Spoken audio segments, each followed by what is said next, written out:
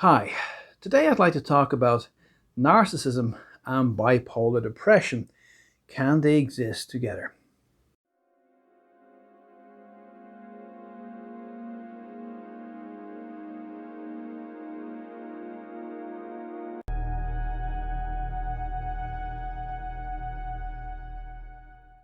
The other day I made a video about people who are depressed becoming narcissistic, and I thought this would be an interesting thing to add to it, which is basically can a person be narcissistic and a bipolar depressive?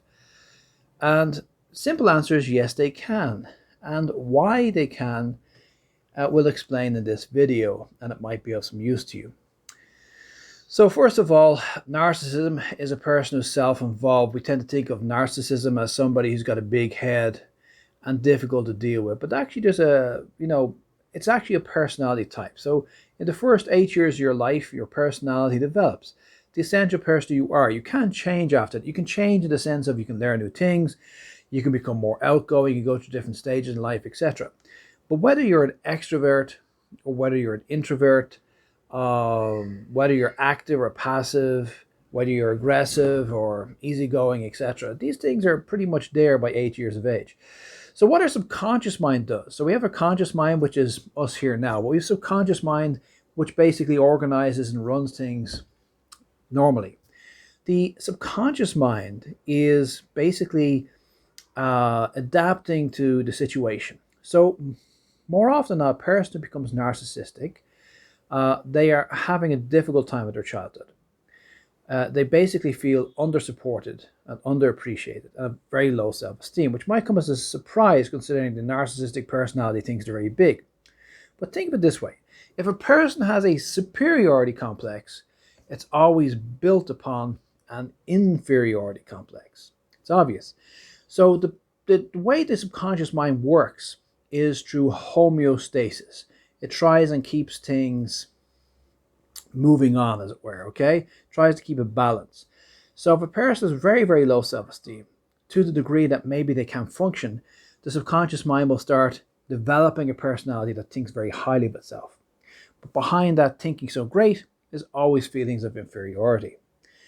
So that's usually how narcissistic personalities develop. Although in some cases we have a person who might be very privileged, very wealthy, or very beautiful or something like that, and they're getting a lot of attention, and because of poor parenting there's no balance, they can also, without trauma, they can also become narcissistic. But that's less often the case. Usually it's somebody having parents that they can't please the parents. The parents have made their love conditional. We should really love our kids unconditionally, because when we put conditions on our love as parents, how lovable you are or feel throughout life is based upon those first few years with your parents or parental figures. So that's basically usually what happens with narcissism, is the person is adapting to this situation. Now, also we have a thing called psychic reality. So you could have, say for example, you could be very normal and happy, and you could have a sibling and they say they're traumatized. And you think, why are they traumatized? But in their psychic reality, that's how they perceive things. So it's not necessarily that the person had a really difficult childhood. It's that they perceived, subconsciously at least, they perceived that they were not appreciated and felt low about themselves. Okay, so you can also have a few varieties of narcissists. You have the low-functioning, low self-aware narcissist, who's the person, if you say, I ran a marathon, they said, I ran 2 marathons. If you say you could run 100 meters in 10.5 seconds, they say they could do it in 9.5. They'll say they even beat the world champion or whatever, but nobody was around to see. If you tell them you earned $100,000 last year, they'll say they earned $1 million, even though they're driving around in a 20-year-old car and living in a 1-bedroom apartment. They're living in fantasy land. These are very irritating people, and they achieve nothing because they're just living in a fantasy. We also have the high-functioning types. The high-functioning types are doing very well, but they still think they're very big of themselves. And we have the unself-aware and self-aware. So some people who are beating their chest to how great they are and their success, they're high-functioning and low self-aware. And high-functioning and very self-aware, they are very confident. They do talk about how good they are, and then they kind of catch themselves and realize, well, maybe I'm just being a bit of a big head. Okay, so there are the kind of varieties. It's a trope to say that they're always big-headed and idiots. One thing is true about narcissists: life surrounds them. If you're in love with a narcissist, or your dad, or your mom, or your girlfriend, or something like that, you have to run after them. They'll keep talking about themselves. They talk about how great they are. Everything's kind of based around them. And if you're happy, to some degree, playing second fiddle with that person, if they're a fairly mature narcissist, it could be a pleasant experience once you realize that they center everything around themselves. It doesn't necessarily mean they're selfish. The trope of narcissism is always somebody who is very self-centered and very big-headed and really doesn't care about other people. But some narcissists do care about other people. They just tend to think about themselves as the center of the universe, like kind of like a star complex. Okay, so bipolar depressive. So it's also a personality structure. It's very similar in a way, because the bipolar depressive person, you have to clarify. The last video I talked about a person becoming narcissistically depressed. Depression is not a personality type. At any one time, 5% of the world's population is depressed. How many people are depressed in a lifetime? Probably the majority of people on the planet are depressed at one stage or another. But the bipolar depressive actually has a personality type that used to be called manic depression. And because of political correctness, that word was changed because they felt it sounds bad. But I personally think it's a better description, because they go through a pendulum-like state. They go through very depressed and they pendulum up to very, very happy. So if you know somebody who is manic depressed, they'll go through a stage whereby they'll start a new business. They'll take on 2 college courses. They'll live in 2 countries at once. They do all sorts of funny things, and they think they can achieve anything. And then next week they're in a heap. And that's the bipolar depressive. Now, it is seen as a personality type because by and large it seems to be incurable. I'm not going to say it's incurable, because I'm sure somebody will comment and say, I was bipolar, now I'm cured. But it seems to be rather uncurable or very hard to cure. Because, see, if you go through a depression and you're in depression and mania, yeah, kind of bipolar, but you might be going through a phase. But if you're a bipolar depressive for a period of years, you've probably got a personality type that's bipolar depressive, which basically means you had some trauma in childhood. It could be a perceived trauma, not necessarily a real trauma, and it depressed you, made you feel bad. And basically, again, the subconscious mind is trying to maintain balance. I mean, for example, trying to lose weight is hard. Why is trying to lose weight hard? Because your body puts the brakes on it. Because let's imagine if your body did not have homeostasis and you didn't eat for one day, maybe your body go into shock and you'd have a heart attack and die. So no, your body has all sorts of balancing acts it does with blood sugar levels and hormone levels and everything to keep everything balanced. But also it keeps us in a kind of check. And if somebody is way down here, then it has to pull them back out. And then when they go way back up there, it has to pull them back down here again. So this is the problem with the bipolar depressive, is they get depressed to such a degree that the whole nervous system has to flip over into a state of mania. And then it can only take mania for so long before it has to flip back over to a stage of depression. Now, because emotions go through nerves, we have a nervous system, and the nervous system can only take so much strain. You can only take so much of any emotion for so long. And it's an interesting thought that we can use for dealing with life problems. No matter how angry you feel or sad you feel or whatever it is you feel, it can only last so long. Your body can only sustain an emotional state for a few hours at a time. And then it flicks. And in the case of the bipolar depressive, they can sometimes stretch a state out for weeks, but it still has to flip eventually. By and large, people like that who are bipolar depressives have a personality type. Now, like I said, a person can have an unusual depression that's bipolar in character and goes away after a while, never comes back. They go through a phase. I also do believe that some people are having transformative experiences that often spiritual development, spiritual crises can be seen as depression and mental illness, and often then people have a cathartic moment where it all clears and they have a big life transformation.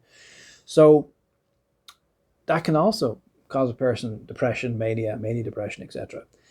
You could have, say, for example, a conversion experience where you go through a big high, and then after that big high, the body reacts and you go into a big low for a while. And then after a few years, it all clears and it's gone. So there are many variables, but by and large, people who are bipolar depressed over a period of years, we can say that they're more than likely a personality type. And for whatever reason, that person at a subconscious level during their childhood felt underloved in some aspect. Not necessarily a real trauma, as an objective trauma, could be just subjective, and maybe also genetics. And there's so many factors you can get into in all this stuff.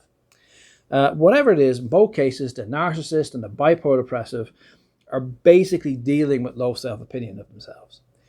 And it's the subconscious mind. The subconscious mind is an arbitrary way of dealing with things. So how most people deal with bipolar depression is through drugs. I know a lot of people are anti-drugs, and there is too many drugs being handed out like candy and all that sort of stuff. It's a bad idea. There was one doctor in a town in America in the 80s who was giving Prozac to everybody, which is a bad idea. But it does seem to help a lot, because if you are bipolar for a long period of time and you're continually swinging back and forth, the drug can stop the swing from like this to the swing is a bit more like this. And it becomes controllable. And everything to do with psychology and everything to do with health and mental well-being is livability. We all have challenges in life, but can we live with it? Can we work through it? Can we get on with things? And that's what matters. So for most people, drugs will help. Sometimes therapy helps. Self-reflectivity always helps. When you get to the stage, you can stand back and say, you know, I'm feeling kind of like I can achieve anything now, but that's just a stage. I feel like I'm really depressed now, but that's just a stage. When you can do that, you are now the boss. You start getting empowered in how you're dealing with the situation. Now, can the two exist? Yes, they can, because you can have a person who develops this depression, mania stage, and also has this super high feeling of themselves. Is it common? Maybe common enough. I would put it this way. If a person, you see, you also have mature people and immature people. Okay. So if a person is a narcissist and a bipolar depressive, and they're very immature, they could well be a tyrannical person, because they're going to go to highs, and when they have highs, they will think that they can do anything because of the mania. And because the narcissism, they will think whatever they want to do is all that matters. And they will feel that they can achieve anything. And when things don't go well, they will blame other people, usually, because the narcissist feels everything is about them. And usually if they lack self-reflectivity, they'll blame other people. So I think it would make a tyrannical person. So Adolf Hitler type. Now, I don't know if Adolf Hitler was a narcissist or a bipolar depressive, but it certainly would not surprise me. I was watching some years ago a very good documentary, and you might find it on YouTube somewhere. Maybe it was on the Discovery Channel, one of these channels, and it was about Adolf Hitler. And in, I think, 1942 or 43, the Americans paid a psychoanalyst to create a psychological profile. And he suggested that after a while, Adolf Hitler will crash and burn. That's pretty impressive. This is maybe 1943. So his feeling was that he was very narcissistic sort of personality, and that he identified himself with Germany, and once things went bad, he would kind of implode. And this seems to be the case, or certainly how they presented it on the documentary. I'm not claiming to be a historian. I'm just watching a documentary. I'm not claiming the documentary is even accurate, but I'm just saying, as it presented, it made logical sense. So if we look at Churchill, for example, Churchill was very much an extrovert. And this is the Prime Minister of the UK. And when things were bad, 1940, 41, 42, around that time, he would come out and he would purposely drive around London and stuff. And, you know, he would try and cheer up people. Okay? Now, when things were good for Hitler, he was doing all this stuff. But when things went bad for Hitler, it was the opposite. He hid himself in the bunker. Think about that for a metaphor. Because we all heard of Hitler in the bunker. At the end of the war, he was in Berlin. His orders were that everybody should die, just fight to the death. They'd have to, like, you can take Germany over my dead body kind of thing. And he stayed in the bunker, and apparently he killed himself, etc. So this would be somebody very narcissistic, because he identified with Germany. When Germany was doing well, he was in a manic phase. And when Germany did badly, he goes into the depressive phase, and he goes into the bunker, and he wants the whole country to sacrifice themselves. This is why taking over Germany was such an ordeal, because they were fighting tooth and nail all the way.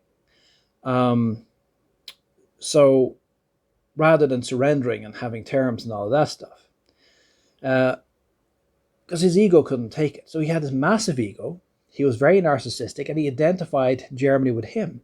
But then also he would implode, blame everything on everybody else. and want to go into a kind of a country suicide, not just his own suicide, but a suicide of Germany and German people, because if he couldn't live, they couldn't live, that kind of thing. So yeah, somebody who's very immature and very narcissistic and very much maybe a bipolar depressive could go through this kind of mania depressive stage. But somebody with more maturity could be maybe a great artist, because I've met quite a few manic depressives over the years and bipolar depressives, and often they're creatives, and often or business people sometimes, and they have moments of great clarity, and it's genuine. It's not just, some of it is like they're getting carried away, but they often have insights because the mind's 100% focused on that thing. If you combine that with the confidence of a narcissist, yeah, you might have some genius there, because a lot of research done on geniuses, for example, suggests people who have a high IQ and are low on agreeableness. So yeah, they might well be a sort of person who would be narcissistic and somewhat manic and capable of great insights. But they will also suffer a lot, the tortured soul. We get that a lot in the creative sphere, the tortured soul. And it makes sense if you think about that. It's like like with computers, you can overclock your computer, like a 3 gig computer, you make it to a 4 gig. But you can also blow the computer in the same process. So I would imagine that some people, so we got the very immature sort of narcissist, bipolar person who might be a tyrannical type of person, maybe a real tyrant, like with these tyrannical leaders. And if you look at a lot of these tyrannical leaders throughout history, they seem to behave in this weird kind of way. Or certainly terrible employer, probably very not good parent, if they're a parent. But the mature ones could well be potential genius, also potential pain in the ass if they're not aware of it. I'm talking about like mathematical genius, artistic genius, etc. They could be a real pain in the ass if they're not self-aware. Now, if they are like that and they are self-aware as well, you probably have more of a tortured soul, because they'd be aware of their turmoil. But they could also be a wonderful person, very transformative kind of person. If they work through it and learn from it, they could be a very transformative person. One thing is for sure, they'd be a very quirky person, I would think. So I think it's interesting to look at these different mixes. So can a person be a narcissist and a bipolar depressive? Yes, they can. Does it happen often? Probably more often than you realize. Probably, hopefully after this video, you might think of a couple of people you know or do and think, oh, maybe they were a bit like that. It will be an interesting personality type. And I suppose the takeaway is that, just like they have the pearl, a little bit of dirt gets inside the oyster, and to protect itself, it creates this protective layer against the sand, and that develops a pearl. So there's nothing that's good or bad. If this is you or somebody that you know, it's never good or bad. It's what you do with it. So you can transform these things. And certainly somebody who is narcissistic and bipolar depressive could have amazing insights and potentialities if they're willing to work through it. So hope that helps, and talk to you next time.